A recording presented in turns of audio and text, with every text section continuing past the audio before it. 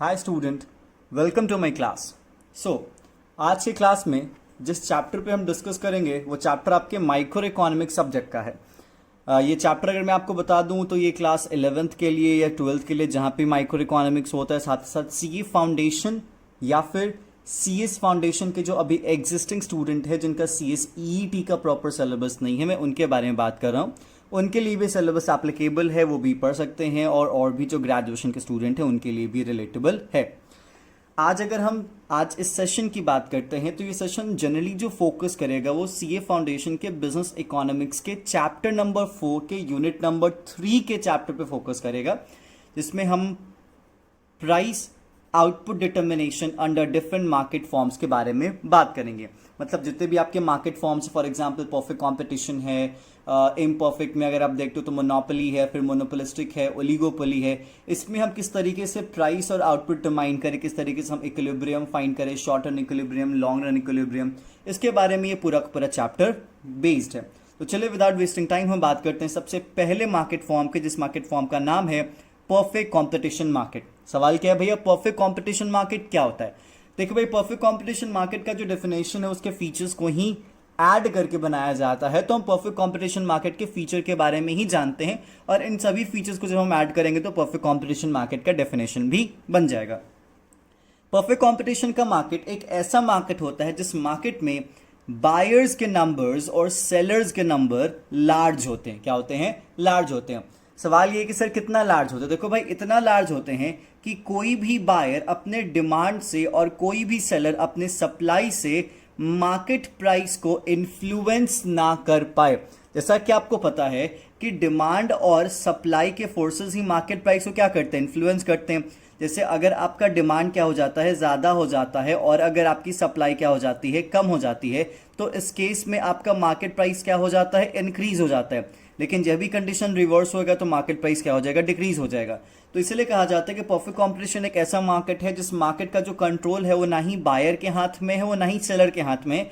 ना ही बायर अपने डिमांड को इन्फ्लुएंस करके मार्केट प्राइस को कंट्रोल कर सकता है, और ना ही सेलर अपने सप्लाई को इन्फ्लुएंस करके मार्केट प्राइस को कंट्रोल कर सकता है। इसीलिए यहाँ पे बात की जाती है large number of buyers and large number of sellers की। अगर आपसे कोई पूछे कि बताओ कितने नंबर ऑफ बायर एंड कितने नंबर ऑफ सेलर, तो आप सिंपल कहिएगा कि इतने सारे होंगे बायर कि सभी बायर के पास डिमांड का, मार्केट डिमांड का छोटा छोटा हिस्सा हो, किसी के पास भी सिग्निफिकेंट पार्ट नहीं होगा, कोई भी यहाँ पे मार्केट डिमांड को या फिर कोई भी सेलर मार्केट सप्लाई को इन्फ्लुएंस नहीं करेगा। इतने नंबर्स होने चाहिए। That's it. नेक्स्ट आपके सामने है होमोजीनियस प्रोडक्ट। देखो भाई, परफेक्ट कंपटीशन एक ऐसा मार्केट होता है जिस मार्केट में जो प्रोडक्ट होता है वो मल्टीपल बेसिस पे, जैसे शेप, साइज, कलर, पोटेंसी, या फिर आप किसी भी अदर बेसिस की बात कर सकते हो। मतलब जो कैपेसिटी होती है उस कैपेसिटी की बात करो तो हर चीज के बेसिस पे वो क्या माना जाएगा? सेम माना जाएगा। क्या माना जाएगा? सेम माना जाएगा। कि अगर मान लेते उसकी जो पोटेंशियलिटी है कि वो कितना इफेक्टिव है, तो मार्केट में जितने भी फर्म्स हैं सभी के सभी सेम प्रोडक्ट सेल कर रहे हैं। किसी भी प्रोडक्ट में कोई भी डिफरेंस नहीं है। आप आइडेंटिफाई भी नहीं कर सकते हो कि कोई अंतर है या कोई अंतर नहीं है। ठीक है, तो होमोजीनियस प्रोडक्ट का मतलब क्या होता है कि प्रोडक्ट हर एक बेसिस पे सेम नजर आएगा। सिमिलर की बात नहीं मैं कह रहा, सेम नजर आएगा, ताकि यहाँ पे बायर किसी भी फर्म के लिए फेवरेटिज्म नहीं कर पाएगा, फिर कोई स्पेसिफिक फर्म से वो नहीं खरीदेगा, क्योंकि हर एक बेसिस पे चीज़ें क्या हो जाएंगी? सेम हो जाएंगी। और साथ ही साथ कोई भी फर्म किसी भी प्रोडक्ट के बारे में कुछ एक्स्ट्रा यहाँ पे चार्ज नहीं कर पाएगा। क्योंकि मान लेते हैं आप ही सिंपल से सोचिए कि अगर आप मार्केट में जा रहे हो, जिस मार्केट में आप जा रहे हो उस मार्केट में जो प्रोडक्ट है वो एकदम सेम है, तो कोई भी यहाँ पे जो सेलर है वो अगर आपसे एक्स्ट्रा चार्ज करने की कोशिश करेगा तो क्या आप दोगे? क्या नहीं दोगे। नेक्स्ट आपके सामने आ जाता है फ्री एंट्री एंड एग्जिट। देखो भाई, ये मार्केट एक ऐसा मार्केट है जिस मार्केट में जितने भी फर्म्स हैं, क्या हैं? जितने भी फर्म्स हैं उन फर्म्स की जो एंट्री है वो फ्री है, जो एग्जिट है वो फ्री है। विच मीन्स उनके आने पे कोई भी रिस्ट्रिक्शंस नहीं है और उनके जाने पे कोई भी रिस्ट्रिक्शंस नहीं है।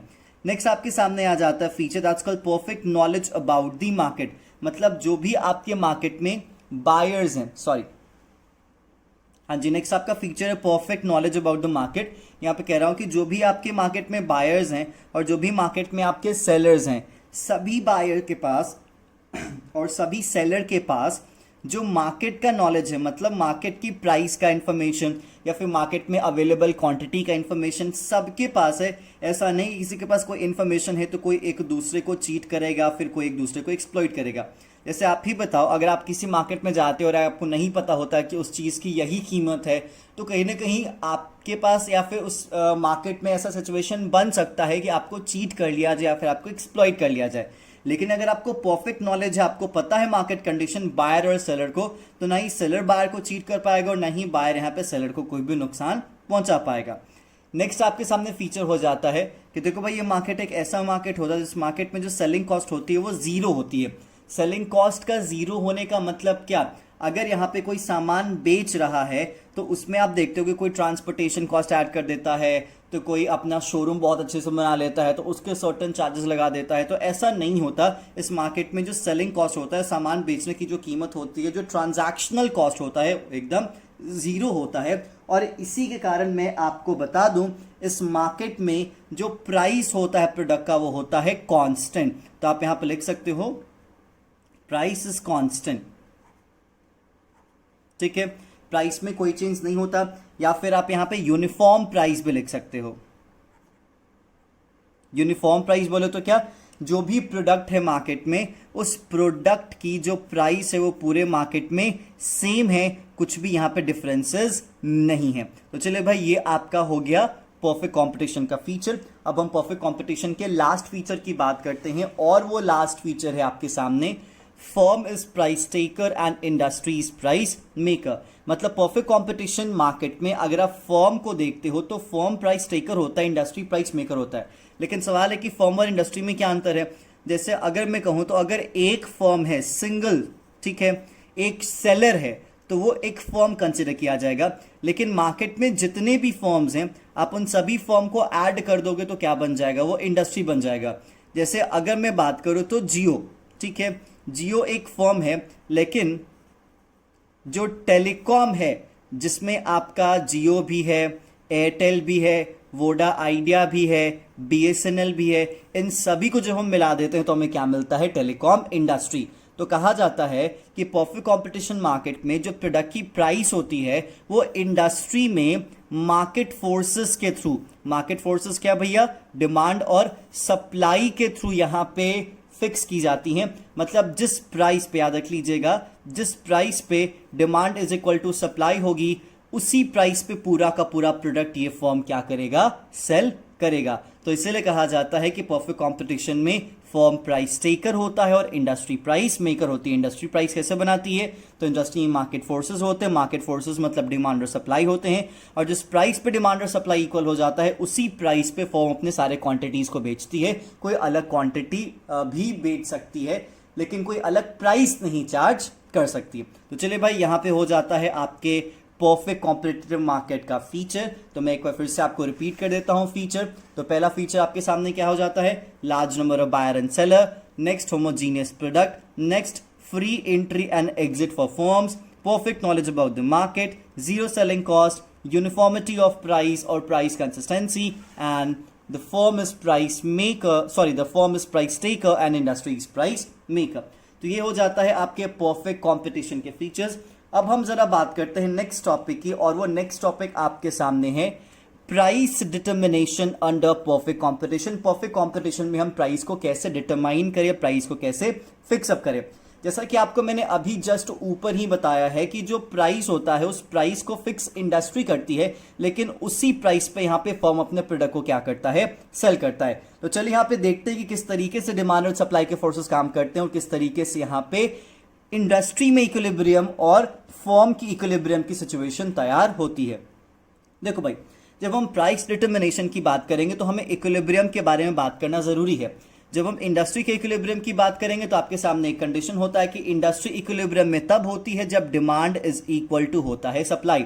लेकिन फर्म की इक्विलिब्रियम के लिए दो शर्तें हैं, याद रख लीजिएगा, फर्म के इक्विलिब्रियम के लिए दो शर्तें हैं। पहला शर्त क्या हो जाता है, MR is equal to MC, मतलब मार्जिनल रेवेन्यू मार्जिनल कॉस्ट के बराबर होना चाहिए। एंड इस पॉइंट के बाद याद रख लीजिएगा, इन दोनों के इक्वल होने के बाद आपका मार्जिनल रेवेन्यू, क्या आपका जो मार्जिनल रेवेन्यू है वो कम हो जाएगा और मार्जिनल कॉस्ट क्या हो जाएगा, ज़्यादा हो जाएगा। ये सेकंड कंडीशन है। तो ध्यान से देख लीजिएगा, अगर नहीं दिख रहा तो मैं फिर से पेन से लिख देता हूं। फर्स्ट कंडीशन क्या है फॉर्म के इक्विलिब्रियम के लिए, तो फॉर्म के इक्विलिब्रियम के लिए पहली शर्त ये है कि जो आपका मार्जिनल रेवेन्यू है वो आपके मार्जिनल कॉस्ट के बराबर होना चाहिए, और जो दूसरी शर्त है वो मार्जिनल रेवेन्यू इस पॉइंट के बाद, इक्वल होने के बाद कम हो जाना चाहिए, मतलब मार्जिनल कॉस्ट ज्यादा हो जाना चाहिए। तो जिस पॉइंट पे ये दोनों सिचुएशन आपको देखने को मिलेंगे वही पॉइंट यहां पे फॉर्म के लिए इक्विलिब्रियम कंसीडर किया जाएगा। तो चलिए हम एग्जाम्पल के थ्रू, शेड्यूल के थ्रू ये देखते हैं कि किस तरीके से हम इंडस्ट्री में और फॉर्म में इक्विलिब्रियम सेटअप कर पाएंगे। देखो सबसे पहले हम शेड्यूल ड्रॉ करते हैं। हम पहले प्राइस फिक्स करते हैं। प्राइस हो गया हमारा 1 2 3 4 5, ठीक है। अब जैसा कि आपको पता है लॉ ऑफ डिमांड कहता है कि जब प्राइस इंक्रीज करता है तो डिमांड डिक्रीज करता है, तो हम डिमांड डिक्रीज कर लेते हैं। तो हमारा डिमांड हो जाता है 5 4 3 2 1।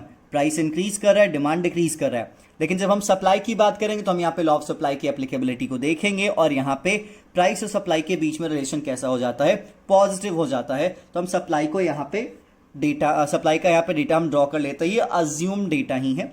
तो यहाँ पे सप्लाई हमारा हो जाता है 1 2 3 4 5। तो आप देख रहे हैं यहाँ पे प्राइस और डिमांड के शेड्यूल को देख के आपको लग रहा है कि लॉ ऑफ डिमांड भी अप्लाई हो रहा है और लॉ ऑफ सप्लाई भी अप्लाई हो रहा है।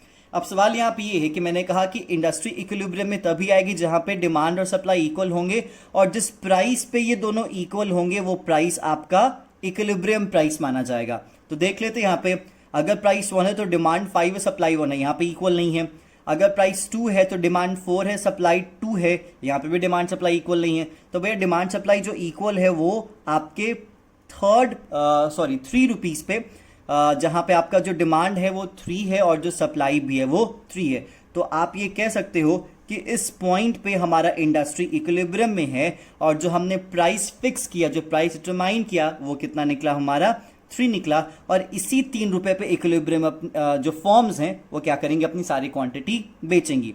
तो चलिए यहाँ पे देखते हैं कि फॉर्म किस तरीके से अपनी क्वांटिटीज को बेचेगा। तो प्राइस तो फिक्स हो गया भैया 3 है, तो चलो भाई प्राइस यहाँ पे 3 ही रहेगा, प्राइस यहाँ पे चेंज नहीं करेगा, क्योंकि आपको यहाँ पे दिख रहा है परफेक्ट कंपटीशन का एक फीचर है, that's called uniformity of price. Price constant रहेगा।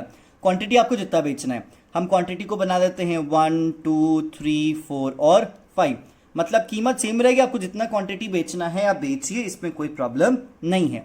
अब हमें टोटल रेवेन्यू कैलकुलेट करना है। जैसा कि आपको पता है कि टोटल रेवेन्यू कैलकुलेट करने के लिए हमें क्वांटिटी और प्राइस को मल्टीप्लाई करना पड़ेगा। तो फर्स्ट में 3 1 जा 3, 3 2 जा 6, 3 3 जा 9, 3 4 जा 12, 3 5 जा 15। तो ये हमारा हो गया टोटल रेवेन्यू। अब सवाल आता है सर जी एवरेज रेवेन्यू कैसे निकलेगा। तो एवरेज रेवेन्यू निकालने के लिए आपको टीआर को क्वांटिटी से डिवाइड करना पड़ेगा। तो 3 को डिवाइड करेंगे 1 से तो कितना आ जाएगा 3, 6 को डिवाइड करेंगे 2 से तो कितना आ जाएगा 3, 9 को डिवाइड करेंगे 3 से तो आएगा 3, 12 को डिवाइड करेंगे 4 से तो आएगा 3, एंड 15 को डिवाइड करेंगे 5 से तो आएगा 3। फिर बात आता है सर जी मार्जिनल रेवेन्यू आपका क्या है। मार्जिनल रेवेन्यू आपको पता ही है, एक एक्स्ट्रा यूनिट हम सेल करते हैं तो हमारे टोटल रेवेन्यू में क्या चेंज आता है। तो हम एक बेचते हैं तो हमें कितना मिलता है 3, तो हमारा मार्जिनल रेवेन्यू भी यहाँ पे हो जाएगा 3। अब देखो कितना चेंज है टीआर में, तो टीआर में चेंज है हमारा 3 और क्वांटिटी भी हमारा चेंज 1 है।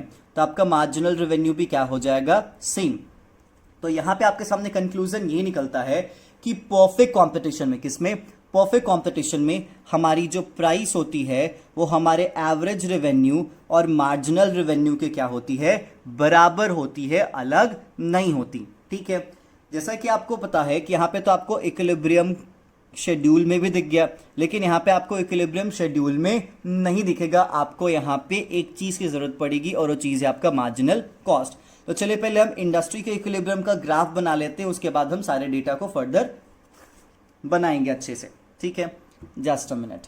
चलिए अब यहाँ पे देखिए बात करते हैं क्वांटिटी की। तो क्वांटिटी में आप यहाँ पे मार्क करेंगे 1 2 3 4 5, 1 2 3 4 एंड 5। प्राइस की बात कर ले तो प्राइस भी आपका 1 2 3 4 5, 1 2 3 4 और 5। ठीक है, जस्ट अ मिनट। हाँ जी, उम्मीद है आपको क्लियर दिख रहा होगा। अब यहाँ पे बात आती है डिमांड कर्व को ड्रॉ करने की और सप्लाई कर्व को ड्रॉ करने की। तो हम यहाँ पे अच्छे से डिमांड कर्व को ड्रॉ कर लेते हैं। प्राइस 1 पे डिमांड कितना है 5 है, ठीक है जी। फिर 2 पे कितना है 4 है, 3 पे कितना है 3 है, फिर हमारा 4 पे कितना है, 2 है, और 5 पे कितना है, 1 है। तो ये जो हमारा हो गया वो हो गया हमारा डिमांड कर्व, ठीक है। इसी के रेफरेंस में सप्लाई कर्व बनाना चाहिए। सप्लाई 1 पे 1, 2 पे है 2, 3 पे है 3, 4 पे है हमारा 4, और 5 पे है हमारा 5। तो ये जी हो गया हमारा सप्लाई कर्व। तो ये हुआ हमारा डिमांड, ये हुआ सप्लाई, और पॉइंट ऑफ इंटरसेक्शन यहाँ पे ये है, तो यही हमारा हो गया इक्विलिब्रियम का पॉइंट, और यही हमारा प्राइस हो गया फिक्स। और इसी प्राइस पे काम करेगा कौन, हमारा फर्म। तो ये हमारा इंडस्ट्री और ये हमारा फर्म। तो चलिए यहाँ पे देख लीजिए, एक हम डॉटेड लाइन लेके जाएंगे,